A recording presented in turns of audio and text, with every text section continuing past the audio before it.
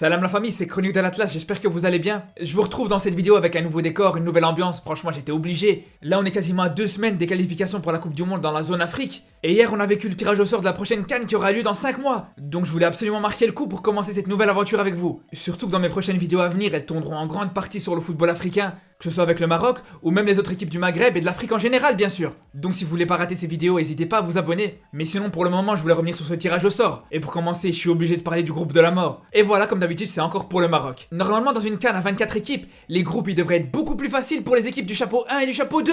Mais là les Lions de l'Atlas ils sont clairement dans un groupe comme à l'époque où la CAN était à 16 équipes, quand les groupes étaient beaucoup plus denses et qu'il y avait quasiment que des grosses nations qui participaient. Et sincèrement je dis pas que c'est le groupe de la mort parce qu'il y a le Maroc qui est dedans. D'ailleurs la preuve c'est que quand j'ai vu qu'il y avait le Ghana, le Gabon et les Comores dans ce groupe, avant même qu'on sache qu'il allait avoir le Maroc dedans, j'ai fait un tweet pour dire que l'équipe du chapeau 1 qui serait dans ce groupe, ça aurait été la moins chanceuse. Après franchement si vous trouvez qu'il y a un groupe qui est plus relevé que ça, la vérité je vous écoute. De toute façon c'est connu, pour les gens c'est toujours le groupe dans lequel se trouve leur équipe qui sera le plus difficile. C'est comme pour le permis de conduire, à chaque fois que tu vas parler à quelqu'un, il va te dire que c'est lui qui a eu l'examinateur le plus sévère. Mais là pour le coup si on est objectif, on peut absolument pas nier que le Maroc est dans le groupe le plus relevé. Parce que si on regarde dans tous les autres groupes, on a toujours maximum 2 équipes qui sont très fortes et puis 2 autres qui sont largement plus faibles. Et là dans ce groupe C, les équipes les plus fortes c'est le Maroc et le Ghana. Mais à côté de ça, il y a le Gabon qui est clairement l'équipe la plus forte du chapeau 3. Et même si c'est une nation qui est en dessous du Maroc ou du Ghana, je pense pas non plus que c'est une équipe beaucoup plus faible. D'ailleurs, en tant que Marocain, on est très bien placé pour le savoir. C'est une équipe que les Lions de l'Atlas ont souvent affrontée sur ces dernières années. Comme par exemple à la CAN 2012 où Aubameyang et ses coéquipiers ils ont éliminé le Maroc. Et même de manière générale, sur les 7 dernières confrontations entre le Maroc et le Gabon, les Lions de l'Atlas ont réussi à gagner qu'une seule fois. Et en plus, sur le dernier match entre ces deux équipes, le Maroc a même perdu à domicile. Même si c'est vrai que c'était dans un contexte particulier, c'était un des premiers matchs avec Vaïd, avec beaucoup d'absents dans l'effectif marocain. Mais ça n'empêche pas que ça montre à quel point le Gabon peut poser beaucoup de problèmes. D'ailleurs, ce qu'on peut aussi rajouter aux exploits récents du Gabon, c'est qu'ils ont réussi à se qualifier à cette CAN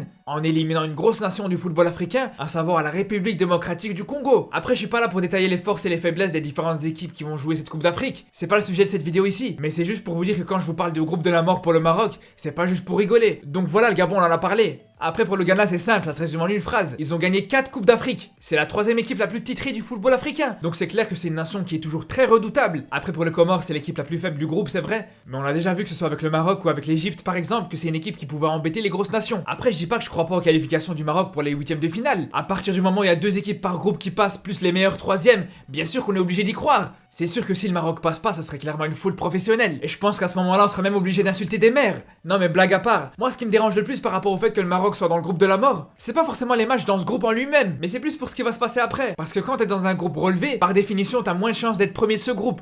Donc ça veut dire que si c'est pas le cas, en 8ème de finale, tu vas affronter des plus grosses équipes. Et même si malgré ça, t'arrives quand même à passer les 8ème de finale, comme vous savez, c'est jamais très bon de jouer trop de gros matchs en début de compétition. Parce qu'il y a beaucoup trop d'énergie mentale et physique qui sont dépensées à ce moment-là. Et donc l'équipe peut craquer à tout moment. Et on l'a bien vu récemment à l'Euro avec le groupe de la mort. Franchement, je sais pas si c'est un hasard que toutes les équipes de ce groupe, elles se sont fait éliminer en 8ème de finale. Après, par rapport au Maroc, il y a quand même quelque chose qui me réjouit. C'est qu'on sait que d'habitude, ils ont du mal à rentrer dans les compétitions. Surtout quand pour leur premier match, ils ont des adversaires très faibles. On se rappelle tous du match contre l'Iran à la Coupe du Monde 2018. Et justement, là, le fait de jouer directement contre le Ghana, ça va être l'occasion pour eux de rentrer directement dans la compétition. On sait que là, justement, ils auront même pas le temps de se poser des questions. Et ils vont surtout pas prendre à la légère ce premier match contre le Ghana, vu que ça va justement être le match le plus dur et le plus important de cette phase de poule. C'est pour ça que ça peut être intéressant de voir les Lions de l'Atlas dans cette configuration-là. Après, de toute façon, on aura l'occasion d'en reparler. Là, le but de cette vidéo, c'est juste de débriefer le tirage au sort de cette Coupe d'Afrique tranquillement. Après, dans les semaines qui arrivent, j'aurai l'occasion de reparler du Maroc, mais aussi des autres équipes africaines, bien sûr. Donc, je vous retrouve très bientôt pour parler des qualifications pour la Coupe du Monde. Mais surtout, d'ici là, prenez soin de vous.